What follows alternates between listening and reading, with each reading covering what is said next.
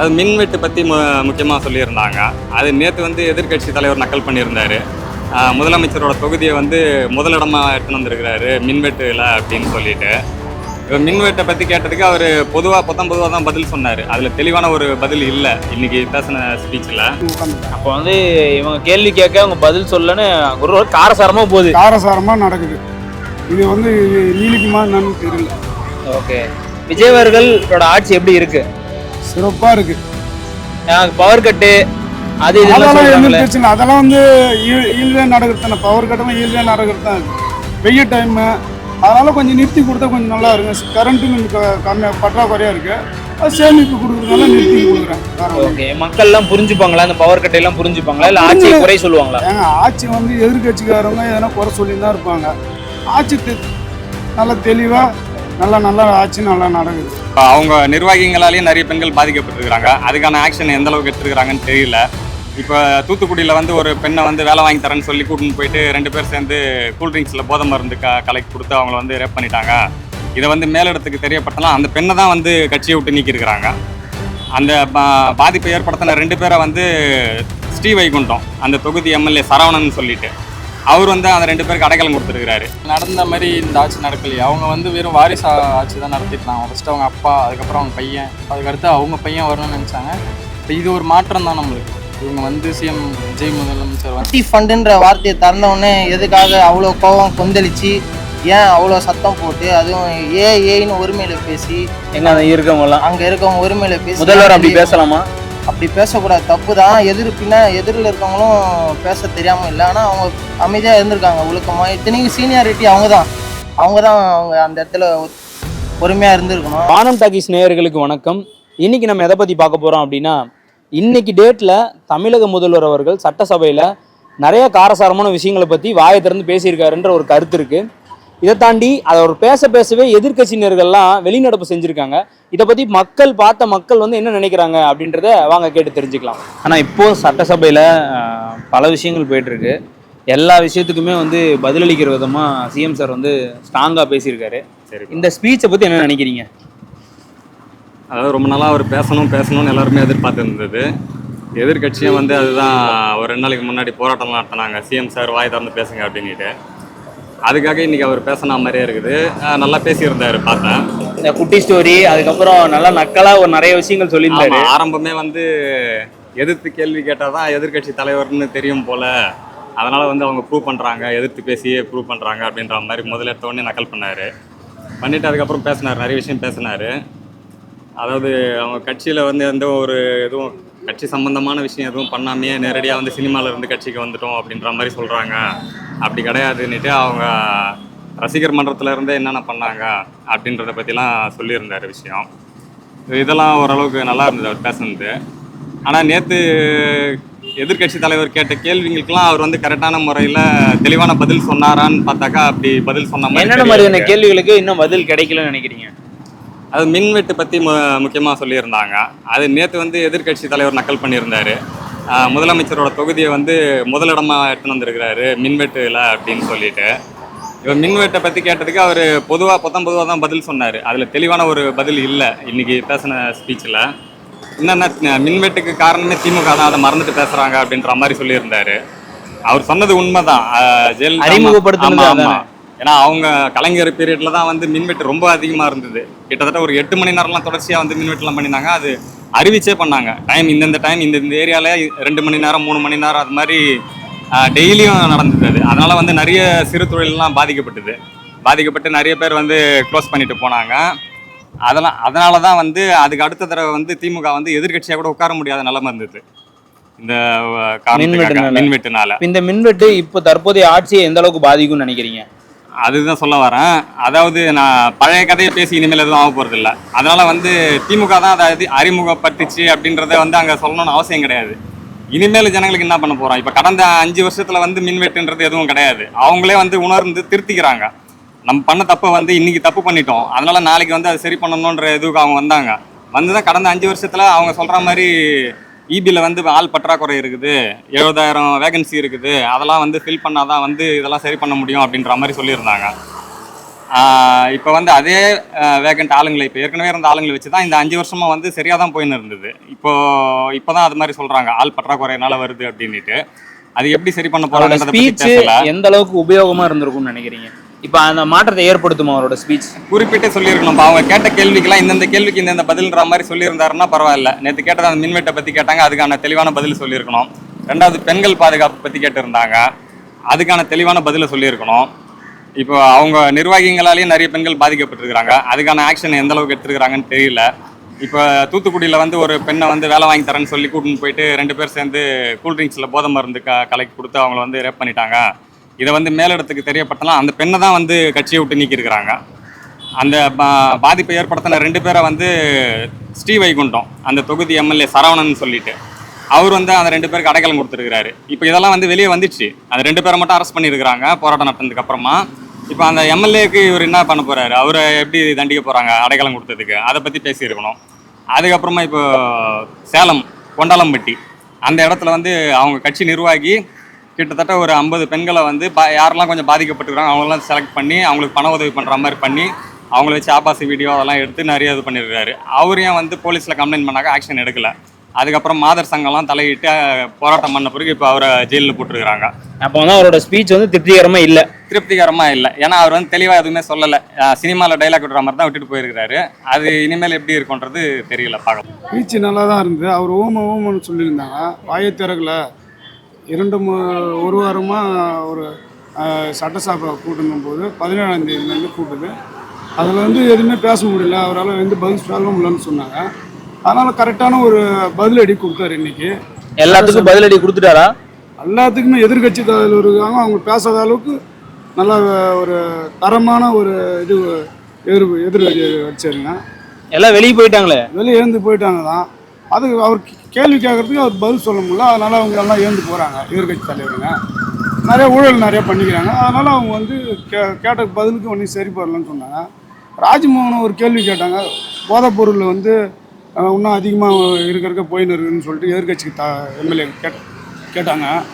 அதுக்கு ராஜ்மோகன் சரியான ஒரு பதில் என்ன சொன்னார், இனி 5 வருஷம் ஆண்டு காலத்துலேருந்து 2026 டிவிக்கே ஆட்சி அமைச்சது வந்து கரெக்டான ஒரு இனி கேஸு நாங்கள் பிடிச்சிருக்கிறோம், சிங்கப்பெண்ணை இப்போ இது பண்ணிக்கிறார், முதலமைச்சர் திட்டத்தில் பண்ணிக்கிறாருன்னு சொல்லிட்டு கரெக்டான ஒரு பதில் அடி அடிச்சதுலேருந்து வாய முடின்னு அவர் கம்முன்னு உட்காந்துட்டாங்க. அப்போ வந்து இவங்க கேள்வி கேட்க அவங்க பதில் சொல்லன்னு ஒரு காரசாரமாக போகுது, காரசாரமாக நடக்குது. இது வந்து நீலிக்குமா என்னன்னு தெரியல. ஓகே, விஜய் அவர்களோட ஆட்சி எப்படி இருக்கு? சிறப்பாக இருக்கு. பவர் கட்டு அது அதெல்லாம் எதுவும் பிரச்சனை, அதெல்லாம் வந்து ஈல்வே நடக்கிறது தானே. பவர் கட்டெல்லாம் ஈல்வே நடக்கிறது தான். அது வெயில் டைமு, அதனால் கொஞ்சம் நிறுத்தி கொடுத்தா கொஞ்சம் நல்லா இருக்குங்க. கரண்ட்டு கொஞ்சம் கம்மியாக பற்றாக்குறையாக இருக்குது, அது சேமிப்பு கொடுக்குறதுனால நிறுத்தி கொடுக்குறேன். ஓகே, மக்கள் எல்லாம் புரிஞ்சுப்பாங்களா? அந்த பவர் கட்டை எல்லாம் புரிஞ்சுப்பாங்களா, இல்லை ஆட்சியை குறை சொல்லுவாங்களா? ஏங்க ஆட்சி வந்து எதிர்கட்சிக்காரங்க எதனா குறை சொல்லி தான் இருப்பாங்க. ஆட்சி நல்லா தெளிவாக நல்லா ஆட்சி நல்லா நடக்குது. நம்ம யங்ஸ்டர்ஸாக இருக்கோம், சினிமாவை ஃபாலோ பண்ணுறதை விட்டுட்டு இப்போ நியூஸ் தான் லைவாக பார்த்துட்டு இருக்கோம்.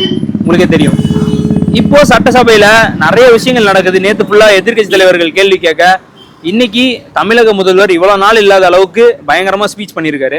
அந்த ஸ்பீச்சை பற்றி என்ன நினைக்கிறீங்க? இவ்வளோ நாள் எல்லாருமே சொன்னாங்க, இது வரைக்கும் அவர் பேசலைன்னு தான் எல்லாருமே சொல்லிட்டு இருந்தாங்க. இப்போ ஆனால் அவங்க பேசுனதே பெரிய ஒரு இதுதான், இல்லை மாற்றம் தான். இதுக்கப்புறம் அவங்க ஒவ்வொரு எதிர்கட்சி தலைவங்க கேள்வி கேட்குறதுக்கு இவங்க கரெக்டான பதில் பேச அவங்களால பேச முடியல. இவ்வளோ நாள் பேசாமல் இருந்து இவங்க பேசிக்கிட்டு இருந்தாங்க. இப்போ அவர் 5 நிமிஷம் பேசினதுக்கே குளத்தூர் ஆட்சி முடிஞ்சிருச்சுன்னுலாம் சொல்லியிருந்தாரு. இப்போ இவ்வளோ நேரம் பேசியிருக்காரு, இதுக்கப்புறம் என்ன நடக்கும்னு நினைக்கிறீங்க? இதுக்கப்புறம் கண்டிப்பாக மாற்றம் இருக்குது. ஏன்னா இவ்வளோ நேரம் பேசினதுக்கே அவங்களெல்லாம் வாயை திறந்து எதுவும் பதில் பேச முடியல. அவங்க டக்குன்னு எந்திரிச்சு போயிட்டாங்க. அதனால இதுக்கப்புறம் அவங்க வாயை திறந்து பேசினா கண்டிப்பாக ஏதோ ஒரு மாற்றம் நடக்கும். அவங்க சொன்னாங்க, இப்போ ஸ்பீச்லலாம் சொல்லியிருந்தாரு, ஊழல்லாம் எங்களுக்கு பண்ண தெரியாது, நாங்கள் வந்து குதிரை பேரம்லாம் பண்ணலை, மக்களுக்கான மனசாட்சி உள்ள ஆட்சியை நடத்துகிறோன்றாரு. அப்படியே அந்த ஆட்சி நடந்துட்டு இருக்கா? அப்படிலாம் இல்லை. அவங்க ஏன்னா முன்னாடி இவங்க நடந்த மாதிரி இந்த ஆட்சி நடக்கலையே. அவங்க வந்து வெறும் வாரிசு ஆட்சி தான் நடத்திட்டு இருந்தாங்க. ஃபஸ்ட்டு அவங்க அப்பா, அதுக்கப்புறம் அவங்க பையன், அதுக்கடுத்து அவங்க பையன் வரணும்னு நினச்சாங்க. இப்போ இது ஒரு மாற்றம் தான் நம்மளுக்கு. இவங்க வந்து சிஎம் விஜய் முதலமைச்சர் வந்தால் ஒரு பெரிய மாற்றம் தான். இப்போது சிங்கப்பெண் சிறப்பு அதிரடிப்படை மதுலாம் ஒழிச்சிருக்காங்க, மது கடைகள்லாம் மூடப்பட்டிருக்குல்ல, இது எப்படி இருக்கு? இது தொடருமா இல்லை இப்போதைக்கு மட்டும்தான் நடந்துட்டு இருக்கும்னு நினைக்கிறீங்களா? இது இப்போதைக்கு நடந்துட்டு இருக்கு. இது தொடர்ந்தா நல்லா இருக்கும். ஏன்னா இப்போ கொஞ்சம் எல்லாருமே கம்ஃபர்டபுளாக ஃபீல் பண்ணுறாங்க நைட் டைமில். இந்த ஆட்சி நல்லா இருக்கு, பாதுகாப்புக்கு உறுதி செய்யப்படுது. பாதுகாப்பு உறுதி செய்யப்படுது. ஓகே, நீங்க என்ன கோரிக்கை வைப்பீங்க விஜய் சார்கிட்ட? இது அப்படியே கண்டினியூ பண்ணால் நல்லாயிருக்கும். வாய் திறக்காத இருந்தார், இன்னைக்கு திறந்துருக்காரு. அது நின்று உக்காந்து கேட்டிருக்கலாம். ஆனால் ஏன் வெளியே போய் நான் ஆதாரமும் காமிக்கிறேன்னு சொல்லியிருக்காங்க. முதலமைச்சரோட உரை முடிஞ்ச பிறகு வாய்ப்பு கொடுக்குறேன்னு சொல்கிறாங்க. ஆனால் அந்த பார்ட்டி ஃபண்டுன்ற வார்த்தையை திறந்தவுடனே எதுக்காக அவ்வளோ கோபம் கொந்தளிச்சு, ஏன் அவ்வளோ சத்தம் போட்டு, அதுவும் ஏன்னு ஒருமையில் பேசி, எங்க இருக்கவங்கலாம் அங்கே இருக்கவங்க ஒருமையில் பேசி, முதல்வர் அப்படி பேசலாமா? அப்படி பேசக்கூடாது, தப்பு தான்.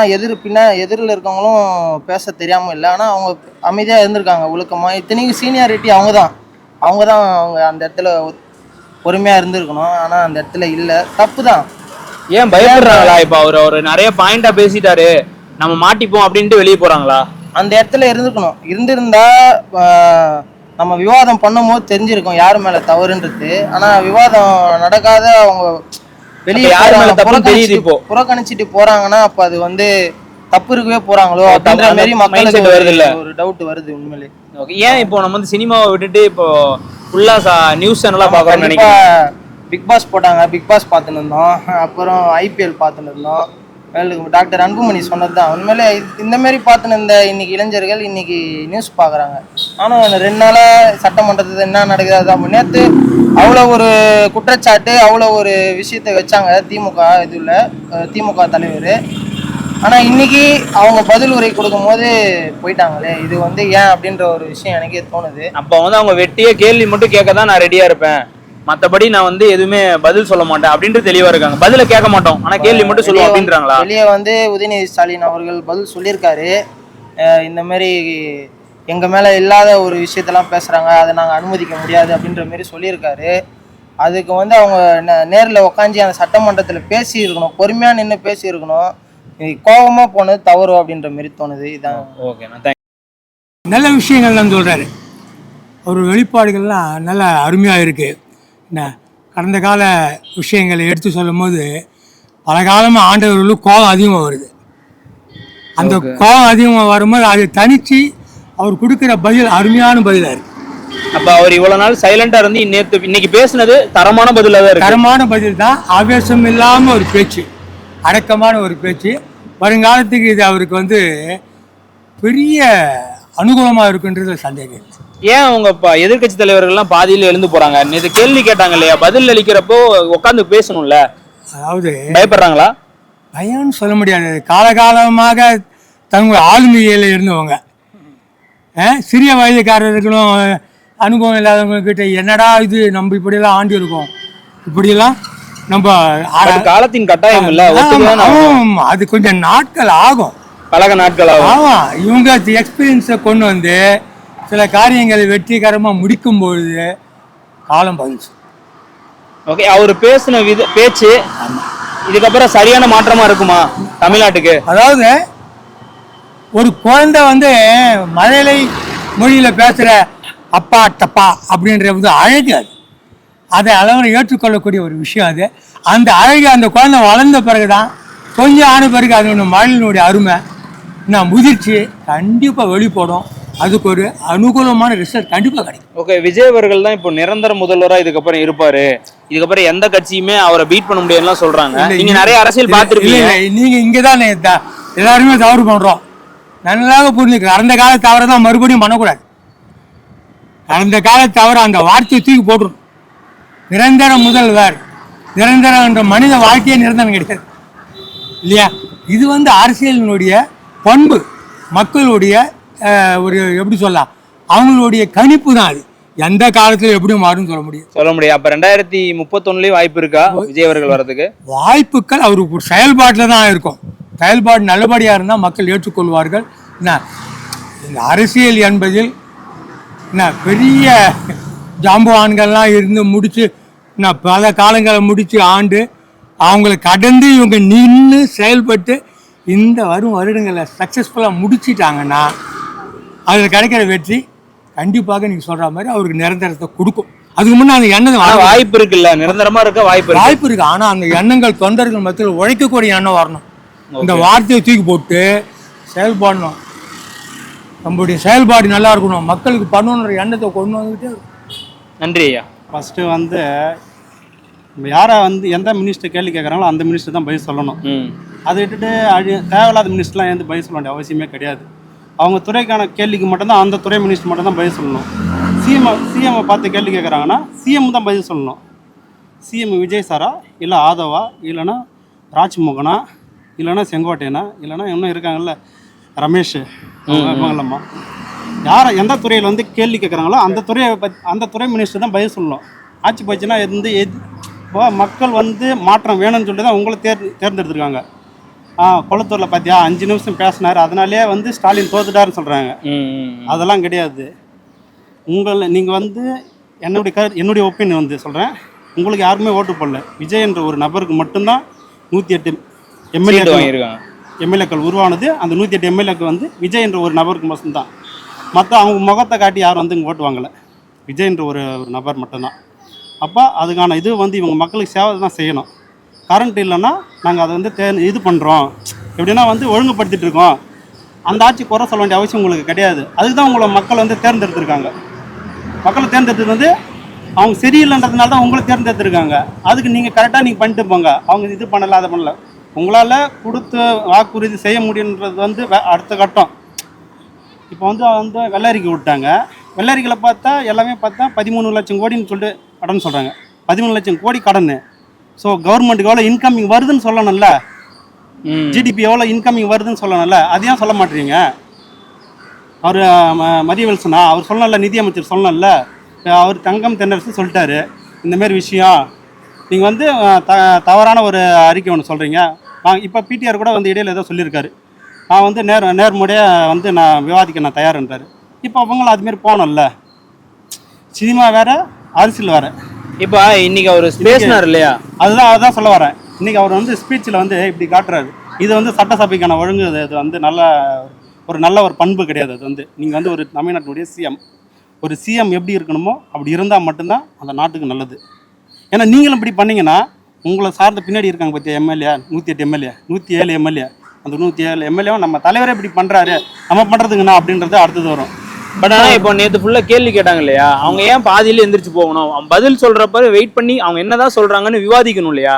விவாதிக்கணும். ஆனால் அந்த சிஎம் தானே வாய் திறந்து சொல்லணும். சிஎம் பேச போயிட்டாரு. சிஎம் எங்க பேசுறாரு? பேச மாட்டேங்கிறாரு. இன்னைக்கு பேசினாரு இல்லையா? இன்னைக்கு பேசினப்போ நான் முடிச்சிடுறேன், கேள்வியை முடிச்சிடுறேன். நீங்க கேள்வியை நல்லா கவனிச்சு சொல்லுங்க. நேத்து வந்து எதிர்கட்சி தலைவர் ஸ்ட்ராங்கா ஒரு விஷயம் சொன்னார் இல்லையா, கேள்வி கேட்டதுக்கு இன்னைக்கு பதிலளிக்கிற விதமா சிஎம் அவர்கள் பேச ஏன் மற்ற கட்சியினர்கள் வெளியே போகணும்? பயப்படுறாங்களா? இப்போ சிஎம் பார்த்து, அவரோட ஸ்பீச்சை பார்த்து பயப்படுறாங்களா? அவருக்கு ஸ்பீச் எல்லாம் எதுவும் கிடையாதுண்ணா. அவருக்கு வந்து ஸ்பீச்ன்றது ஃபர்ஸ்ட் வந்து சொல்றேன் கேட்டுங்க. அவர் என்ன சொன்னார், ஏன்னா நேரடியாக மக்கள் வந்து அணுகலாம்னு சொல்லிட்டு சொன்னார். அவர் ஏன் மீடியா பார்க்க மாட்டேங்கிறாரு? ஃபஸ்ட்டு கேள்வி அதுதான். மீடியா பார்க்க உனக்கு என்ன பயமா? நீங்கள் சொன்னீங்கல்ல, என்னுடைய அக்கா தங்கச்சி எல்லாருமே நீங்கள் வந்து என்னுடைய அக்கா தங்கச்சிங்க தான். வந்து நீங்கள் எப்போ வேணாலும் என்னை வந்து பார்க்கலாம், எப்போ வேணாலும் உங்களுடைய குறைகளை சொல்லலாம், நான் உங்களுடைய குறைகள் நான் நிவர்த்தி பண்ணுறேன். இப்போ இடையில கூட அவன் சொன்னார், மக்கள் மனசில் நான் தான் இருக்குன்னு பார்த்தேன், ஆனால் அவங்க மனசில் தான் நான் இருக்கேன் அப்படின்ற ஒரு இதுவாக அவன் சொன்னார். ஸோ இப்போ வந்து இதில் வந்து எல்லா இடத்துலையும் இப்போ கரண்ட்டு போகுது. ஸோ அடுத்தது வந்து கொலை நடக்குது, அந்த குழந்தைங்கள் வந்து பாலியல் வன்கொடுமை. இதுகளை வந்து சிஎம் தான் வந்து பதில் சொல்லணும், அமைச்சருக்கு சொல்ல வேண்டிய அவசியம் கிடையாது. ஏன்னா சிஎம் கண்ட்ரோலில் தான் வந்து காவல்துறை இருக்குது. அப்போ என்ன நடவடிக்கை எடுத்துன்னு கேள்வி கேட்டால் அந்த கேள்விக்கு அவர் தான் பதில் சொல்லணும், சிஎம் தான் சொல்லணும். ராஜ்மோகன் பதில் சொல்ல வேண்டியது. ராஜ்மோகன் ஒரு இதில் ஒரு ஸ்பீச்சில் சொல்கிறாரு, இவர் விஜய் அவங்களாம் சிஎம் கிடையாது, விஜய் தான் சிஎம். விஜய் ஏன் உங்கள் தலைவர் சந்திக்கலாம்? எங்கள் தலைவர் சந்திப்பாருங்க, அதுக்கான ஆலோசனை போயிட்டு இருக்கு. நீங்கள் கேட்குற கேள்விக்கு பதில் சொல்லுவார் எங்கள் தலைவர் வந்து. இதுதான் அவருடைய ஒப்பீனாக இருக்குன்னு தவிர இவர் விஜய் கிடையாது. விஜய் அவர் ஒரு ஆள் தான். ஓகே, இவர் பேசுறது தளபதி விஜய் பேசுகிற ஸ்பீச் நல்லா இருக்கு. அவங்க வந்து பண்ண தப்ப இவர் தட்டி கேட்கறதுனால இவரு பிடிக்கலன்னு சொல்லிட்டு போறாங்க, எந்திரிச்சு போறாங்க. அப்ப கேள்வி கேட்டவங்க பதில் சொல்லும்போது வெயிட் பண்ணும்ல, ஏன் பயப்படுறாங்களா? ஆமா, நம்ம செஞ்ச தப்பு எல்லாமே வெளியே வருதுன்றது பயத்துல இருக்கு. அப்ப மாட்டிப்பாங்க, இது வரைக்கும் பண்ண ஆட்சியில மாட்டிப்பாங்க. ஓகே, இப்போ ஆட்சி மாற்றம் எப்படி இருக்கு? நிறைய விமர்சனம் இருக்கிறாங்களே, பவர் கட்லாம் ஆகுது அப்படின்லாம். நல்லா இருக்கு, ஆட்சி மாற்றம் நல்லா இருக்கு. மெயினாக 10 மணிக்கு மேலே இன்னைக்கு ஒன் ஷாப் இல்லைல்ல. இன்னைக்கு எவ்வளோ மக்களுக்கு கூடினாலும் எவ்வளோ அடிமையானாங்க. எவ்வளோ பணம் டாஸ்மார்க்கில் போய் விட்டாங்க, எவ்வளோ குடும்பம் அழிஞ்சது. இன்னைக்கு அது எதுவுமே இல்லைல்ல, அது நல்லா இருக்குல்ல. இன்னைக்கு 10 மணிக்கு மேலே ஒரு ஒயின் ஷாப் கிடையாதுல்ல. ஓகே. இப்போ பவர் கட் ஆகிறது வந்து திமுக சைட்லேருந்து விமர்சிக்கிறாங்க, அதுக்கு எந்த ஒரு பதிலுமே சொல்ல மாட்டேங்கிறாங்களே ஏன்? பண்ணுவாங்க ஸ்டெப்பு. இப்போ பிறந்த குழந்தை எடுத்தோடனே நடந்துருமா? டைம் எடுக்கும் இல்லையா? ஃபஸ்ட்டு அது முட்டி தவழணும், முட்டி போடணும், அதுக்கப்புறம் நிற்கணும், அப்புறமா நடக்கணும் இல்லையா? டைம் பீரியட் கொடுத்ததுன்னு ஆகணும். ஓகே. ஒரு எவ்வளோ டைம் கொடுத்தா ஆட்சி வந்து இன்னும் சூடு பிடிச்சி போகும்னு நினைக்கிறீங்க? இன்னொரு 1 வருஷம் 2 வருஷம் கொடுக்க வேண்டியது. 2 வருஷம் குடிக்கணும்.